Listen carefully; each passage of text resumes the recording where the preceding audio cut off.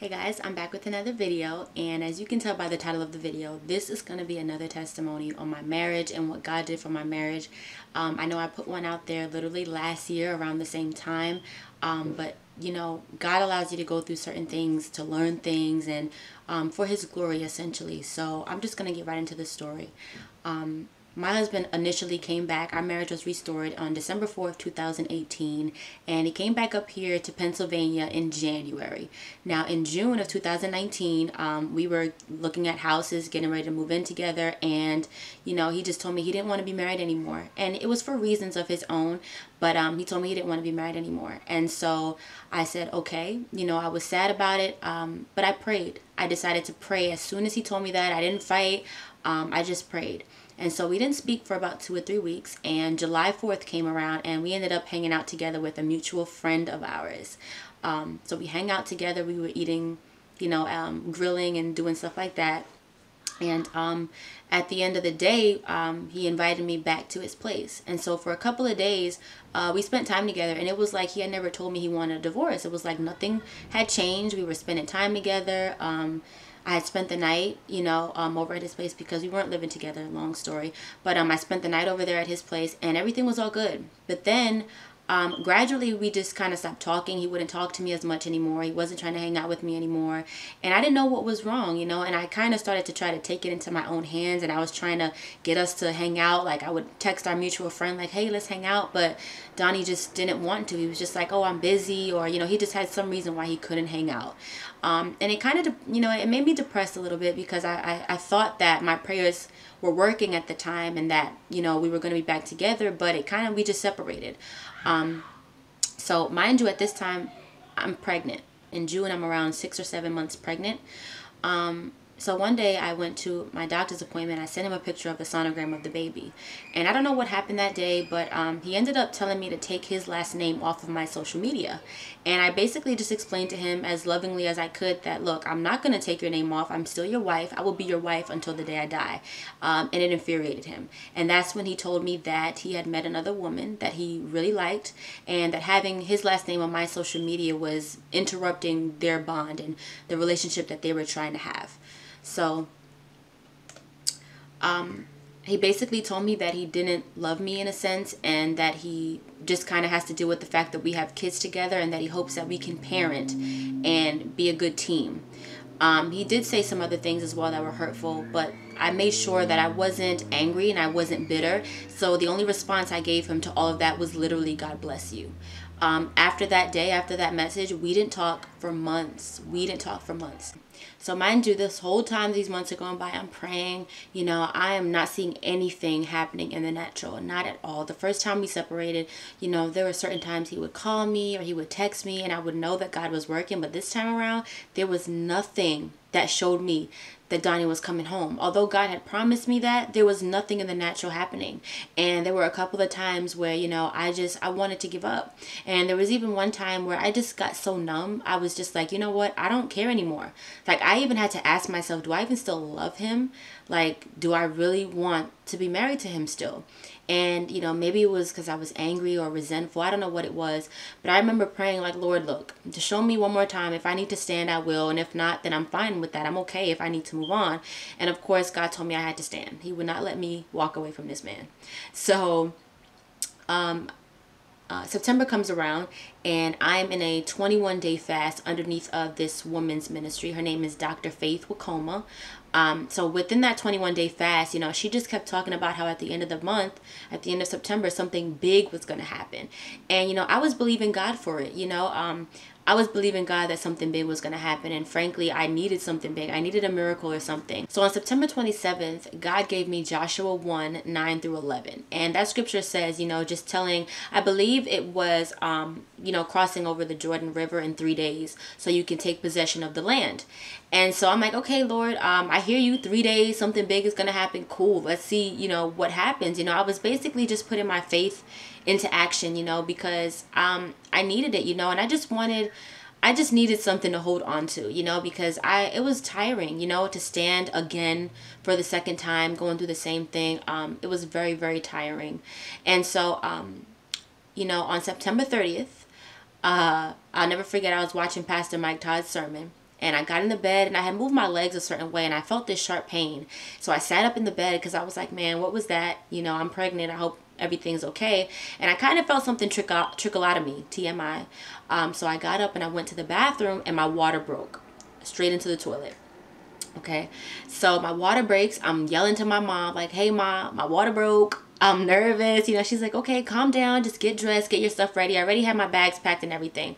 She comes back to me and she's like, okay, I texted Donnie to tell him that that your water broke and we need to go to the hospital. And I was just like, oh man, you know, I didn't want her to bother him. We hadn't talked in months. We hadn't seen each other. I hadn't heard his voice in months. So I was like, this is gonna be weird, you know. And you know, just another detail, you know, when he found out I was pregnant, he didn't even want the baby. He didn't want me to keep the baby.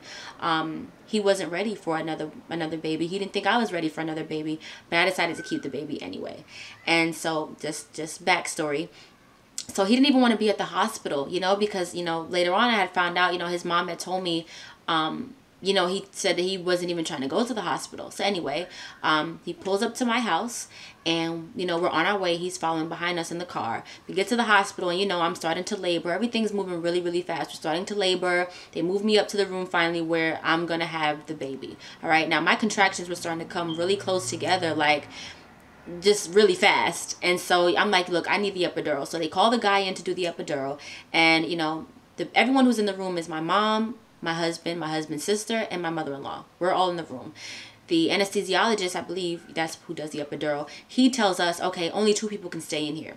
So he's like, okay, you know, your mom, and my mom, you know, is like, okay, well, this is her husband. Again, just putting us on the spot because it was just weird for us, you know. So everyone else leaves out of the room and it's my mom and my husband here. Now, when you get an epidural, you have to stay extremely still or you can become paralyzed. So I'm in pain, having contractions, but at the same time, I have to sit completely still. And it was hard. So the guy doing the epidural says to my husband, okay, come over here and hold her so she can stay still. So I'm like, oh my God, I have not touched this man in months. I haven't seen him. This is awkward. This is weird. But I swear, as soon as he held me, it was like the pain went away. I don't know what it was, but it was like I wasn't even feeling the pain anymore. And I just remember squeezing his hand so hard. And he says to me, just breathe, Zay. So I get through all that. Of course, we're going to speed this story up. I have the baby. So he's in the hospital room with me and my mom. I have the baby. He's holding the baby. We're talking and laughing. We haven't done this in months. He ends up leaving because he has things to do. And my mom and I, they send us up to the room where we're going to be with the baby for the night. So my mom ends up leaving after a couple of hours spending time with me up there. And I realized, wow, no one can spend the night with me. It's just going to be me and the baby here. So, you know, I remember I texted my friend and I told my friend, I'm so sad that no one can spend the night with me. You know, I really want somebody here. And she's like, girl, you know, you don't know what God is going to do for you, you know, and your husband, you know, he could come back tonight. And I'm like, okay, we'll see. So then I FaceTime my mom, talking to my mom, and I hear someone open the door. Now, in the room I was in, the curtain was kind of pulled partially, like closed, so it was covering the door. So I couldn't see who was coming in the door until they came around the curtain. So I look over, and my husband is walking in the hospital room with 3 bouquets of flowers and a bottle of wine. I had told his mom that I wanted wine as a push gift, so I'm assuming she told him. So he comes around the corner with roses and wine. I hang up the phone with my mom, and I'm like, are these for me? He's like, yeah. He sets everything down on the table and he sits on the bed next to me and he's like, I'm so sorry. He just kept apologizing to me and thanking me for having his kids and just being really remorseful. And then he says to me, Zay, how can you still love me after all of this? And I look at him and I'm like, what do you mean? Like, that's a dumb question. What do you mean, how can I still love you after all of this, you know? And he just kept telling me, you know, I'm his wife and that he loves me and all this stuff. And I hadn't heard this in months. And I was ecstatic because I started thanking God. I said, God, thank you for restoring my marriage. You know, I texted my friend like, hey, he's here. You know, he was even telling me like, hey, you know, I love you, right? You know, just being really nice. And we spent the night together in the hospital. He was helping me with the baby. I'm thinking my marriage is restored. I was wrong. So the next day, he started acting kind of different. And so we were sitting on the hospital bed. I'll never forget. He was showing me something on his phone. And I saw a name flash up on the phone. And I knew it was that girl that he was dating. And I didn't say anything. I didn't become angry. I just stayed at peace.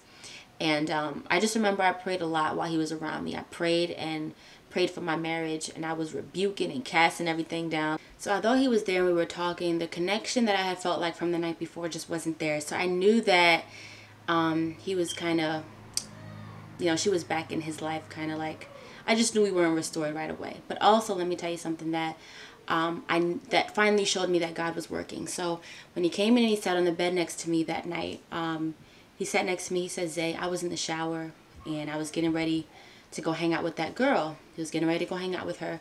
And he said while he was in the shower, he just suddenly was like, "You know what? I want to be with my wife and my baby. I don't even want to hang out with this girl." And so he said he didn't hang out with her. He came and he hung out with me. And he said, "Zaisha," he said, "I know that it wasn't my thoughts." You know, he said he knew that it was God because he wasn't even thinking. He didn't even want to be here. So he knew it was God. And he said to me, "Zaisha, God answers your prayers."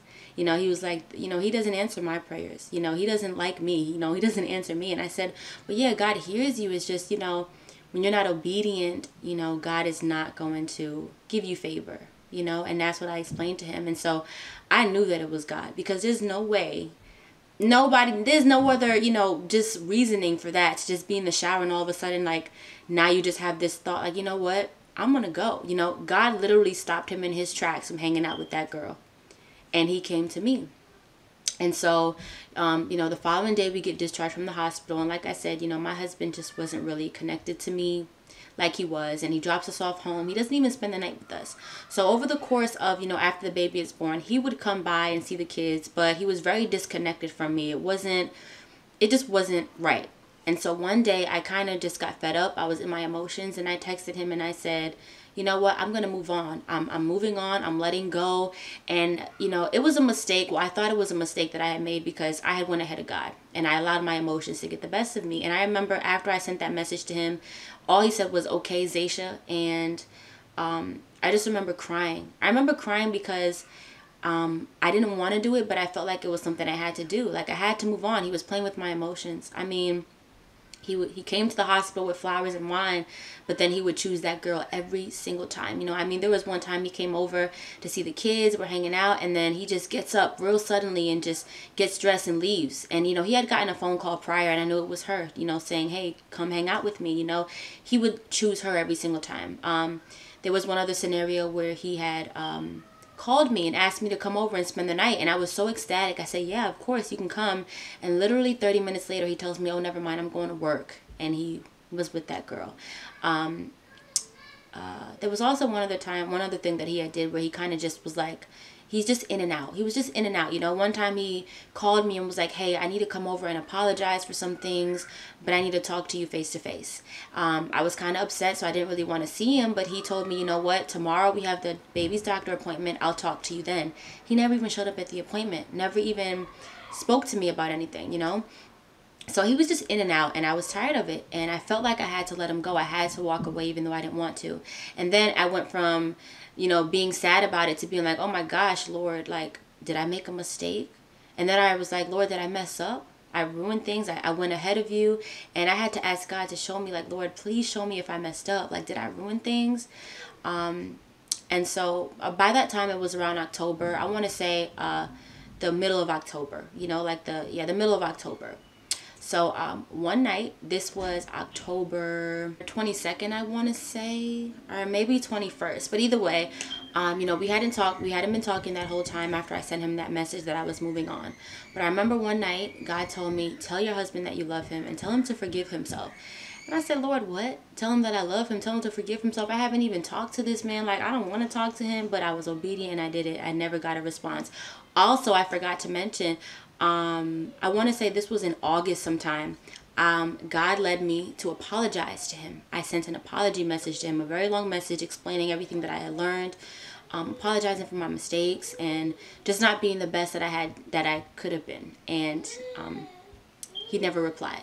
And then I sent this other message and he still didn't reply. But I was okay with him not replying as long as he knew what he needed to know. Whatever God was telling me to do, I was going to be obedient to it, even though it didn't make sense and it was uncomfortable.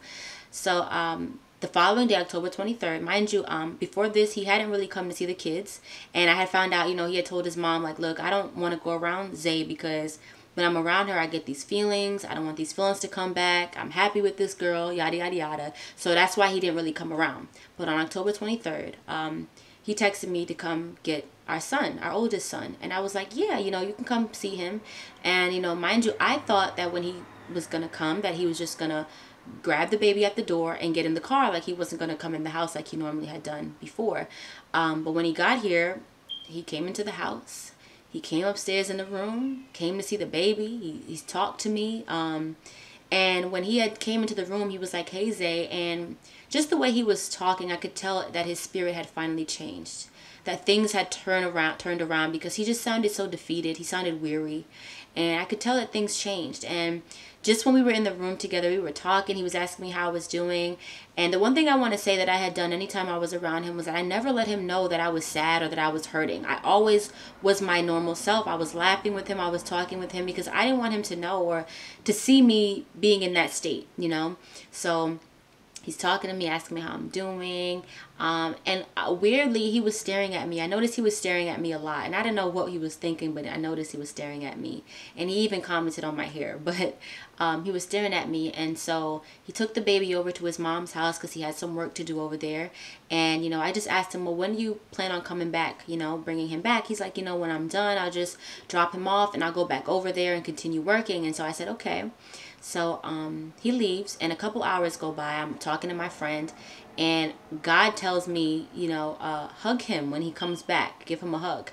And I'm like, God, you telling me to do all these things that don't make sense and I'm uncomfortable. He doesn't even want me. And you got me sending these text messages like, you know. So I was like, all right, you know. And so this woman, Lady Jeremiah, you can look her up on YouTube and Facebook as well. She had a a live YouTube video, Facebook video. And it was literally on prodigals returning home. And so I sat there and I watched that video and she's just talking about how prodigals are turning home and they're coming back. And, you know, how when our prodigals return, you know, they don't want to hear about what they've done wrong, but they would just need a touch, like a hug or, you know, just affection. And I knew that was confirmation that God needed me to hug him. And so I was done listening to that Periscope video and he texts me and lets me know he's on his way bringing our son back. So, you know, he drops our son off, gives him a kiss, puts him down, and then he comes over to me and gives me a hug. And I was just getting ready to he was just getting ready to pull away from me, but I kind of hugged him more, I grabbed him closer and he was like, I needed this hug. And so when he said that, I was like, oh Lord, you good, because look. So I was like, I know you needed it. And he's like, well, how did you know? And I'm like, trust me, I knew, you know. And so he was like, you know, show me proof. Like, how did you know? So I went over, I had texted my friend, remember, and I told her God told me to give him a hug, my husband a hug. I showed him the text message on my phone that I sent my friend. And he looked at me with this smirk and he's like, you're weird, you know. He's like, you're weird. He knows how I am with God though. So he's like, you're a weirdo. So, you know, I'm asking him if he's okay because I could tell that he just wasn't himself. He wasn't okay. And God had given me dreams multiple times during our separation, just, you know, showing me that, you know, he was not okay. And, you know, telling me that we're going to be restored and how we're going to be walking into our promised land, just things like that. He was giving me a lot of revelation. So I knew he wasn't okay. He was just telling me, you know, he was just kind of in a mood. I was like, okay, cool. So he leaves to go home. I call his mom. I'm like telling her everything that happened. She's like, you know what? Tell him to come back over so you guys can talk. And I'm like, okay. At this point, what do I have to lose? I texted him. I said, hey, come back over here. He's like, oh, I'm already home. So I said, it's okay, you know. So he ended up texting me again afterwards and I was not expecting it. And he was like, you know, I dream about you a lot. And I'm like, are they bad dreams? He's like, no, they're not bad dreams. He just knows that in the dream it's me. He just can't see my face. So I said, oh, you know, well, maybe you're having those dreams because, you know, I pray for you. And he tells me, like, no, I have these dreams because I'm never going to love anyone the way that I love you. And I was like, really? And he's like, well, yeah, you know, I'm so sorry that I tried to not love you. You know, I'm sorry that I tried so hard not to love you. And I said, you know, it's okay. But I told him that I was thankful that he still loved me. He told me that, you know, he's thankful that I still love him. And that was the end of that. Or so I thought. So then 30 minutes later, he texts me again and he says, do you still want to move on? Now, remember when I sent him that message about moving on, he never replied. Well, he did reply. He was like, okay, Zaisha. But, you know, I didn't think that it had affected him in any way. But he was like, do you still want to move on? And I told him, I said, look, I honestly tried, but I don't think I'll ever be able to. And he told me, you know, basically that he was not going to be happy without me, that he loved me, that I was his wife, and that he wants his family back. And I was weary at first because, you know, before he was in and out, telling me things like that, but then going back to that girl. And so I was like, you know what? I'm not going to get too excited, So I'm just going to see what tomorrow brings. So the next day comes around, a couple hours goes by. He's working over at, he's working for someone, doing some work. And when he's finished with the work, he texts me and he's like, hey, I'm going to come over. And I said, okay. So he comes over, and that's when I knew that God had finally restored my marriage. We were laying on the bed together. Like, he just couldn't keep his hands off me. He was just telling me how much he loved me, how much he missed me, just telling me, like everything that he had went through. And he was just being the kindest, sweetest Donnie that I fell in love with, the Donnie that I knew. So it was like everything that happened before, it just didn't happen. It was like all that stuff was just canceled, and he just was holding me so tight and just telling me how much he loved me and just kissing me, and just, it was amazing. It was beautiful because God had did it again. And this time around, it seemed literally impossible. I was pregnant. He was with another woman for months. Just talking about how happy he was with her. He kept choosing her, and it was hard. This time around, it was the hardest for me because, although I received revelation from God, I was seeing nothing in the natural that even proved to me that he was coming back. All I kept hearing from, his mom and, was that, he really, he's with this girl. And, I was embarrassed. I mean, everybody around us knew what was going on. Everyone in our little town, our little area, they knew, and I was embarrassed. And I mean, people would even go up to his family, like, hey, Donnie's with this other girl. Isn't he married to Zay? My husband really didn't want me, but he's here now. He's back. And he's trying. And, I will say the hardest part right now is just gaining back trust and trying to forgive each other. But we're working towards it. And we're going to keep God in it. I'm going to continue to pray and continue to stand. And I really pray, that this testimony will reach you guys just like the other one did. This time around, there were way more factors involved that just made it seem like it would never happen. But it did. It did. And I'm so thankful. I'm so thankful, that he is back and that we can work on our marriage again. And I just want to say there were so many things that had happened that just God was showing me, like every dream that I had that God had given me, it was true. I just want to say that, your husband is yours. Okay, your husband could be with another woman right now, but if that is not, if I'm not even going to say that's your husband and that's your wife. So if your spouse is with another person right now, God would never give your spouse away to somebody else, okay? So continue to stand and continue to pray. God did it for me. He brought my husband back home from being with this girl that he really liked. And I was pregnant. He didn't even want the baby. And you know what? Let me tell you something else. As soon as I had that baby, my husband cried. My husband told me that he felt horrible because he's so in love with this baby now. And when that baby was born and he held that baby, he realized that he was a fool basically for saying all the things that he once said about the baby and not wanting him. He even thanked me for having his baby. He thanked me for keeping him. And my husband did not want me to keep that baby. And I mean, he didn't talk to me for a long time when I found that I was pregnant and I had decided to keep the baby. So I just want to say, this is not to bash my husband. This is not, for people to look at him like he's a horrible person, but just to see how, people go through things, people's feelings get hurt, but God can restore and God heals and he is faithful and he fulfills his promises. So I pray that this touches you. I pray that this helps you to continue to stand and gives you the strength that you need to not give up on your marriage or on God. I'll see you guys in my next video.